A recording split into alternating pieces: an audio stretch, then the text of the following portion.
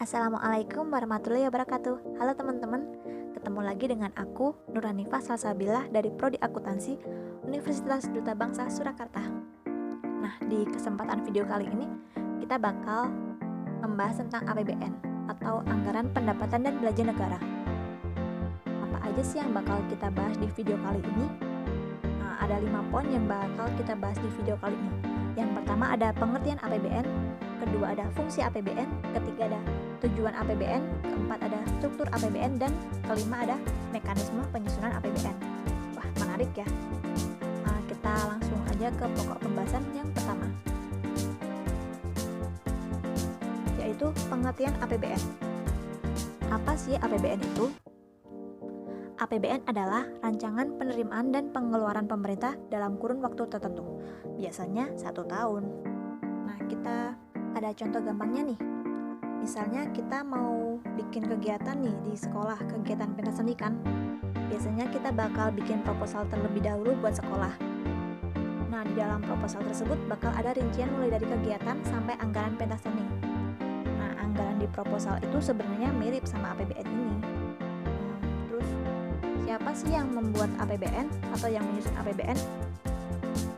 APBN sendiri disusun oleh Presiden sebagai kepala pemerintahan dan tentunya juga dibantu oleh menteri-menteri yang dipilihnya. Selanjutnya ada fungsi APBN.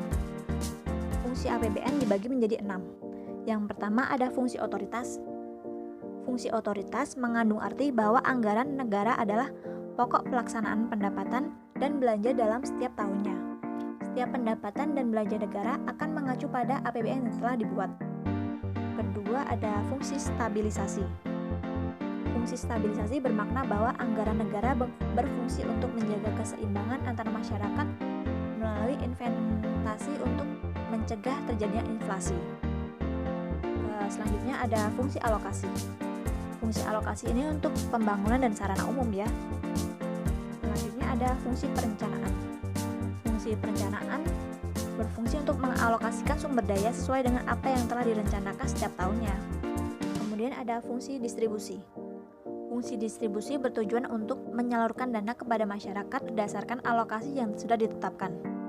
Diharapkan kebijakan dalam anggaran negara bisa lebih teliti terhadap keadilan.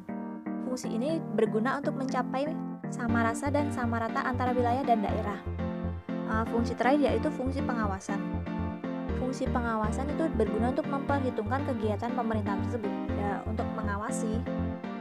Selanjutnya ada tujuan APBN. Kenapa ya APBN perlu disusun? Tujuan dari penyusunan APBN adalah sebagai pedoman penerimaan dan belanja negara. Simpelnya, APBN disusun supaya keuangan negara ini jadi lebih jelas. Pemasukannya dapat dari mana, terus pengeluarannya dipakai untuk apa aja. Selain itu, tujuan dari penyusunan APBN juga sebagai pertanggungjawaban pemerintahan kepada masyarakat. Saking pentingnya nih, APBN punya peran besar loh buat negara ini. Selanjutnya kita ke struktur APBN ya. Nah, ini contoh APBN di tahun 2018. Simpelnya, struktur APBN ini berisi dari pendapatan negara, pengeluaran atau hasil belanja negara, keseimbangan primer atau selisih pendapatan dan pengeluaran di luar bunga utang, surplus defisit atau selisih penerimaan dan pengeluaran, dan juga pembiayaan dalam dan serta luar negeri. Yang termasuk pengeluaran rutin dalam APBN adalah gaji dan pensiunan PNS. Kemudian ada pembayaran utang di dalam atau di luar negeri, subsidi bahan bakar minyak atau BBM, sampai pembangunan.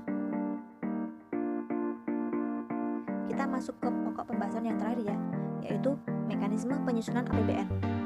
Dasar hukum penyusunan APBN. Landasan hukum APBN ini tertuang di UUD 1945 pasal 23 ayat 1 tentang APBN di setiap tahunnya. Terus dasarnya juga ada di UU nomor 17 tahun 2003 tentang keuangan negara. Berikut mekanisme penyusunan APBN. Yang pertama, pemerintah pusat atau presiden akan membuat rancangan undang-undang atau RUU mengenai APBN negara. Kemudian, hasilnya berupa rancangan anggaran pendapatan dan belanja negara atau RAPBN akan diarahkan ke DPR untuk diperiksa. Kemudian, presiden akan membahas RAPBN dengan DPR dan DPD. Selanjutnya, DPR yang akan mengambil keputusan mengenai perubahan dalam isi RAPBN dan mengesahkannya. Yang terakhir yaitu setelah disahkan, rancangan tersebut akan ditetapkan dengan undang-undang. Kemudian ada prinsip penyusunan APBN. Ada 2 prinsip nih teman-teman. Yang pertama, berdasarkan aspek pendapatan. Prinsip penyusunan APBN yaitu menyelesaikan kerugian negara yang sudah dijanjikan di sebelumnya. Yang kedua, yaitu berdasarkan aspek pengeluaran. Prinsip penyusunan APBN yaitu hemat dan sesuai dengan anggaran. Kita udah selesai nih membahas tentang APBN. Ada kritik dan saran, bisa di komen ya. Terima kasih. Wassalamualaikum warahmatullahi wabarakatuh.